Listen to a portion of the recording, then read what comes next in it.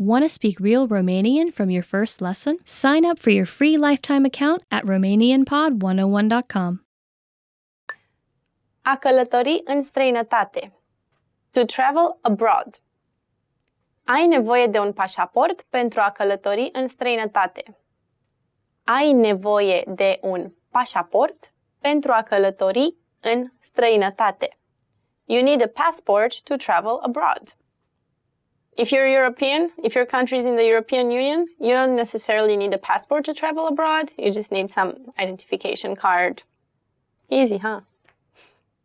A lucra un job cu jumătate de normă. A lucra un job cu jumătate de normă. To work a part-time job. A lucra un job cu jumătate de normă. To work a part-time job. Ea s-a hotărât să lucreze un job cu jumătate de normă pentru a face bani în plus pentru vacanța de vară.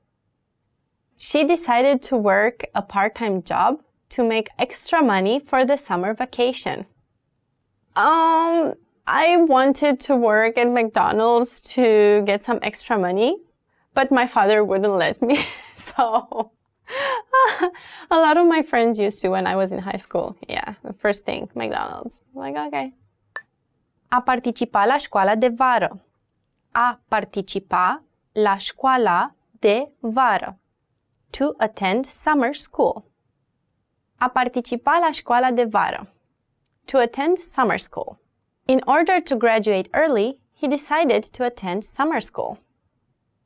A învăța cum să gătească mâncare românească.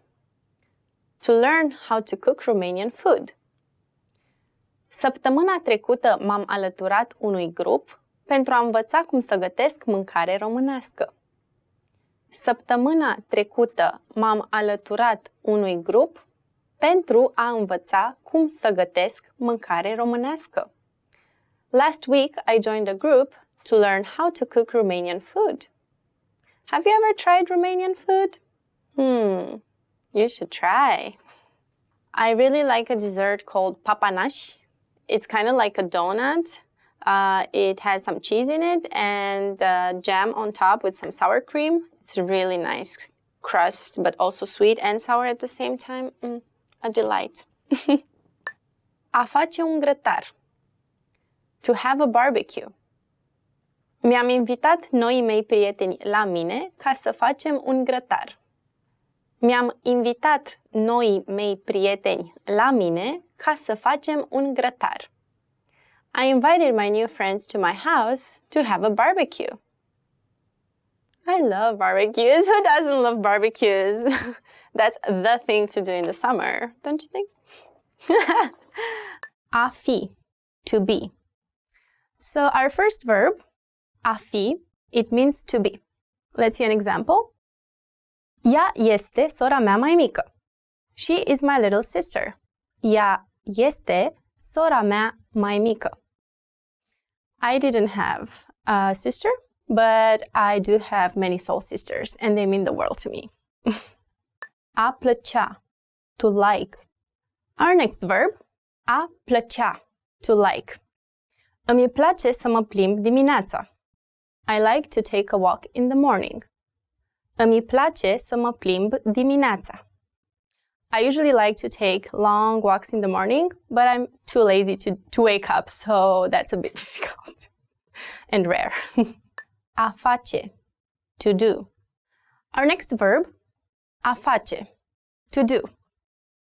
De data aceasta, el și-a făcut tema foarte bine. This time, he did his homework very well. De data aceasta, el și-a făcut tema foarte bine. Good for him, whoever you are. Good job. A spune, to say. A spune, to say. Ea a spus că va fi acasă în seara aceasta. She said that she would be home this evening. Ea a spus că va fi acasă în seara aceasta. In this example, a spus is past tense. A explica, to explain. Our next verb is a explica, to explain. Învățătorul explică lecția. The teacher explains the lesson. Învățătorul explică lecția. In this example, învățătorul is a masculine form, so învățătorul is a male teacher. If we want to say a female teacher, it would be învățătoarea. Învățătoarea. Pullover, sweater. Our first word, pullover, sweater. Aceste pulovere sunt foarte elegante. These sweaters are very elegant. Aceste pulovere sunt foarte elegante. For English speakers, I believe pullover, sweater, is easy to remember because you just pull something over. You pull it over. So, pullover, sweater. Ploios, rainy. Our next word is ploios. It means rainy, ploios. Furtunile din timpul sezonului ploios pot cauza întârzieri. Storms during the rainy season can cause delays. Furtunile din timpul sezonului ploios pot cauza întârzieri. That happens quite often, doesn't it? Vântos, windy. Our next word, vântos, windy. În luna martie va fi vreme vântoasă, dar caldă. In March, the weather will be warm, but windy. În luna martie, vremea va fi vântoasă, dar caldă. Răcoros, cool. Our next word, răcoros, cool. Din cauza vremii răcoroase, condițiile de condus au fost dificile. Because of the cool weather, the driving conditions were difficult. Din cauza vremii răcoroase, condițiile de condus au fost dificile. Toamnă, autumn. Our next word is toamnă, autumn.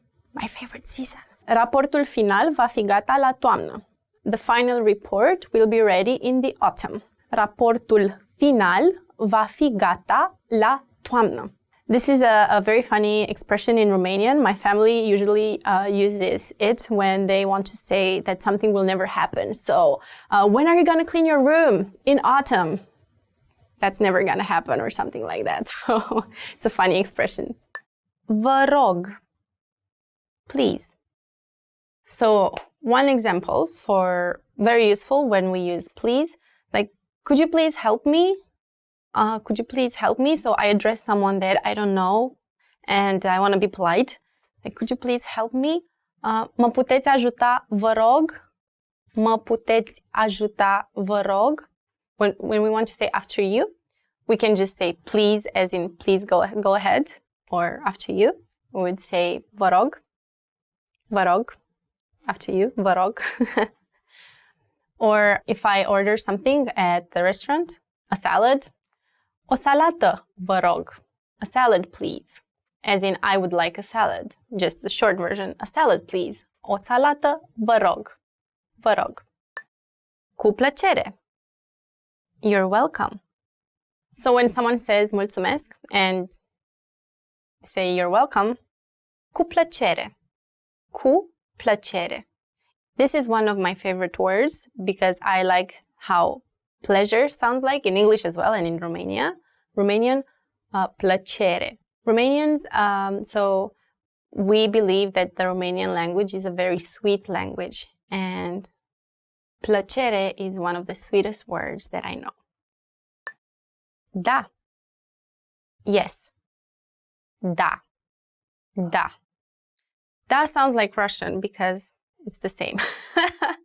Da. Da. Da. Have to be very confident. Da. Nu. No. For no, we say nu. Nu. I did my hand like this, but so for gestures, when we say da, we nod, and for nu, we do like this. So, do you like the Romanian language? Da. Is it difficult? No.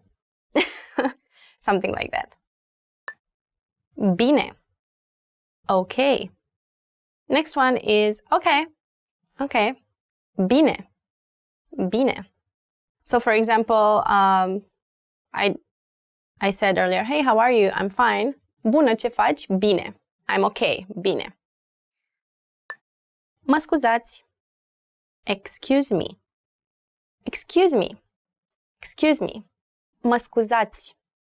Mă scuzați. It's a very polite way to say. If you address a friend of yours, mă scuzi. Mă scuzi. If you address it formally, mă scuzați. Mă scuzați. So if I'm on the bus and by mistake I happen to step on someone's foot or something, mă scuzați. Mă scuzați. Excuse me. A folosi. To use. A folosi. To use. Fata a folosit telefonul meu mobil ca să o sune pe mama ei. The girl used my cell to call her mother. Fata a folosit telefonul meu mobil ca să o sune pe mama ei. Hello, Mom. I love you. Bye. So in Romanian, of course, it's okay to say my mobile phone, telefonul meu mobil.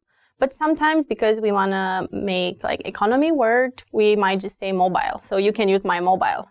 Poți folosi mobilul meu, my mobile. And it means mobile phone.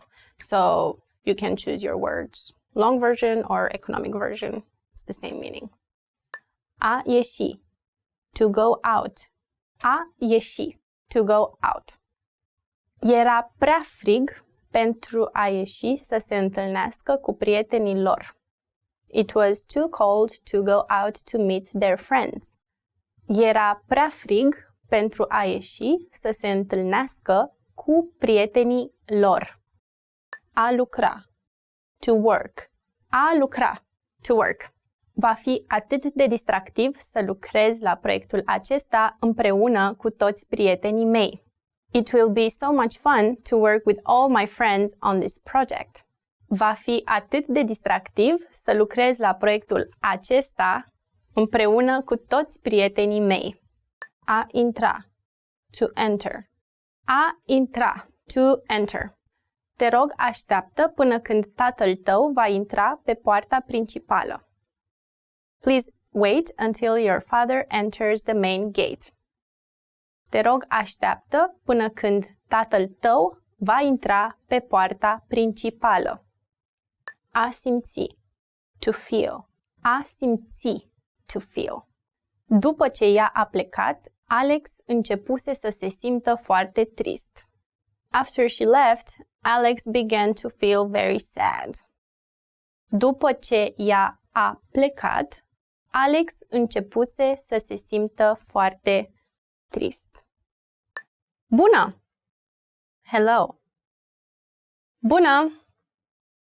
Bună! Bună! Bună! Bună dimineața! Good morning! Bună dimineața! Bună dimineața!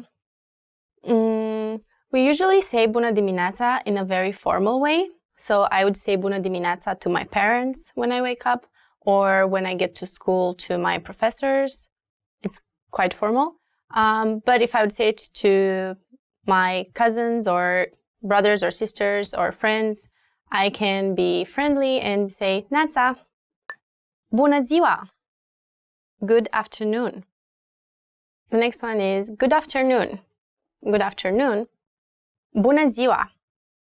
Bună ziua. So if I see my professor, bună ziua. Bună ziua. First we did hello as in bună.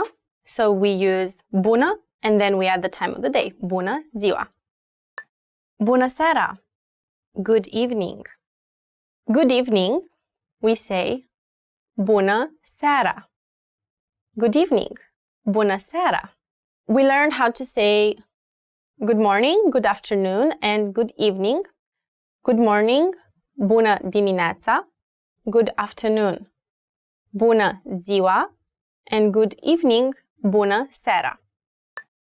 Cum vă numiți? What's your name? When we meet someone and they don't introduce themselves, we might want to ask them their name. So if they're about the same age and you want to say it casual, you say cum te cheamă? Cum te cheamă? Or cum te numești? Cum te numești? For example, if I see a little girl and I want to ask her name, cum te cheamă? Or cum te numești?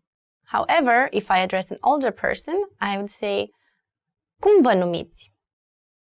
Cum vă numiți? Or, cum vă cheamă? Cum vă cheamă? The polite way in Romanian to address someone is usually to put it in the plural form. Even if it's only one person, we address that person as if there are more people.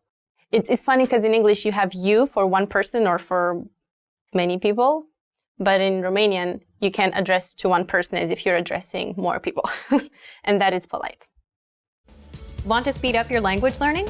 Take your very first lesson with us. You'll start speaking in minutes and master real conversations. Sign up for your free lifetime account. Just click the link in the description.